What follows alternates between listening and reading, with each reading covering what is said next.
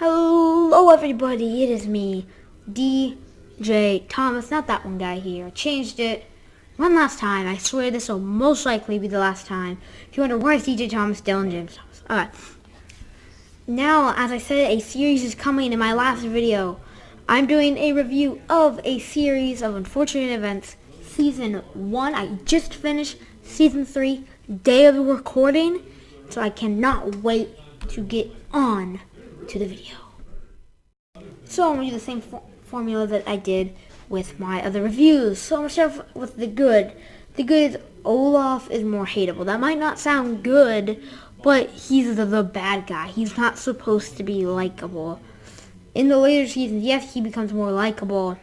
Still despicable, but more likable. And I personally cried during his death scene. Sorry for spoilers. There will be spoilers. Because he became more likable, but in this, you're just like, oh my god, I hate Olaf in this season. And then, first 3 episodes are incredibly memorable. That might also be because the series, unfortunate movies from season 4 came out, and those were the 3 books they decided to do. I've never read the books, by the way. Those were the first 3 they decided to do. And so that makes it a little more memorable, but those are still very memorable episodes. And then great cast. This will be the only time in the entire review I'll ever talk about the great cast, because, you know. But alright, so let's get into the in-depth. So what I mean by Olaf is more hateable is that he is the bad guy. You're not supposed to like him. Do you like Darth Vader? Some might like Darth Vader, but you're not supposed to like him. Do you like Thanos? Do you like Ronan the Accuser? Do you like the bad guys? And yes, there's benefits from liking him. Neil Patrick Harris is actually the main character or the star of a series of unfortunate events. So there's a good reason why to make him likable, but he's so hateable, and he's supposed to be that way. So as I said earlier, first 3 episodes are most likely more memorable because those were the episodes, those were the books, because these are based off of books, that were in the movie. There was a movie I've seen. It's actually a very good movie.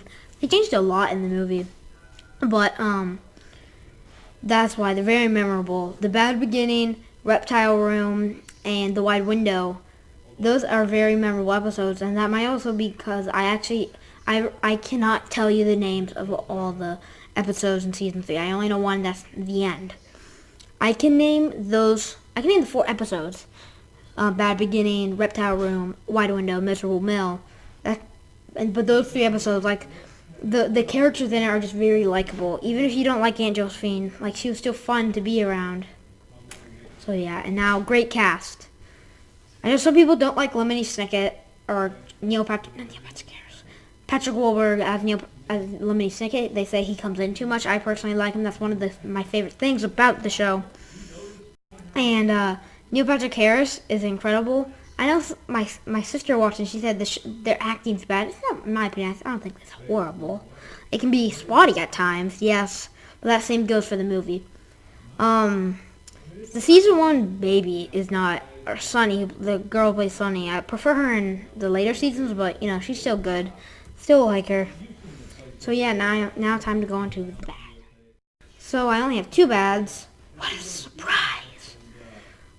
So Sunny's dubbing is bad. Dubbing means how they match it with their face. So technically, I'll explain dubbing. Dubbing is, if you ever seen a ventriloquist, how he goes like, hello, like that. That's dubbing, where like if my words didn't match up with my mouth. That's dubbing. If you watch Home to Watch, there's bad dubbing. And she's also, the squeaks are very good. And it follows the same formula in pretty much every episode. Even Miserable Mill. Even more in the book. I know I haven't read the books, but I know events happen in the book. So now I'll go in depth. So Sunny's dubbing does get better. But, so, let me explain one more time, is that it's when your words don't match up with your mouth, and that is a big issue with Sunny in the first season. And her squeaks that go with Sunny are very like, ear-shattering! Ah! Ah! Ah! I don't know how that will turn out because, I whispered. But, yeah, so Sunny's not. Yeah. But it follows the same repeatable formula. Even the first episode and the last episodes of the season are still kind of the same. It's orphans or Baudelaires, not bottlers. I hate when people do that. They're the Baudelaires. They have to move to a new guardian. I don't want to say there's something quirky with Montgomery, but there's something quirky, and then they either die or turn out to be a bad guy, or they escape. So they go to a new guardian, then they escape. I guess you can make the point at the end of Miserable Mill that they were put in the school, but that's season 2, so we can't talk about that.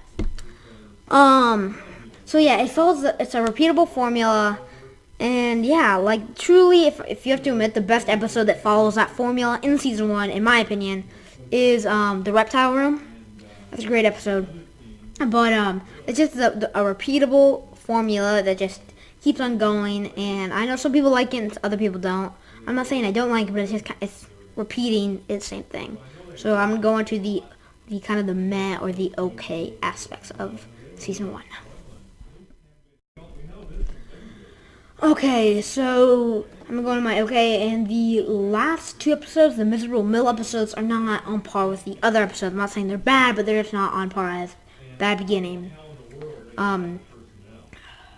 Reptile Room, and in the Wide Window. And Neil Patrick Harris's Olaf makeup gets so much better in the other seasons. It's incredible. But so yeah, now I'm gonna go in depth.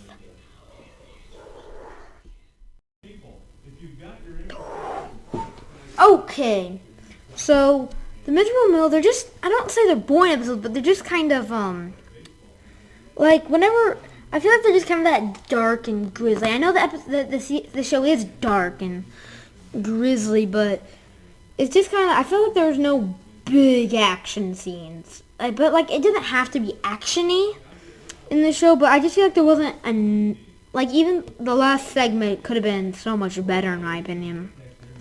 Like compare that to the house falling apart scene in the Wide Window. So it's just not an incredible season. Alright, so Neil Patrick Harris's Olaf makeup.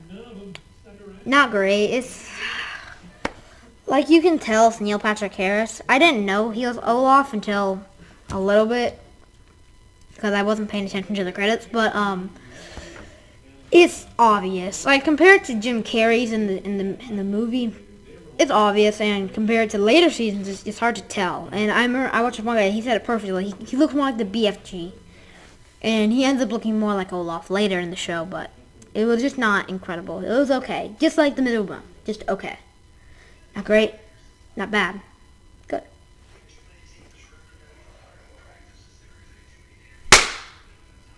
Next part. So now time for my final review, where I give my last number. My final review is a 9 out of 10. So yeah, guys, that was my review. Stick around for my season 2 review and the season 3 review and my whole listing comparing every season and ranking them 1, 2, 3.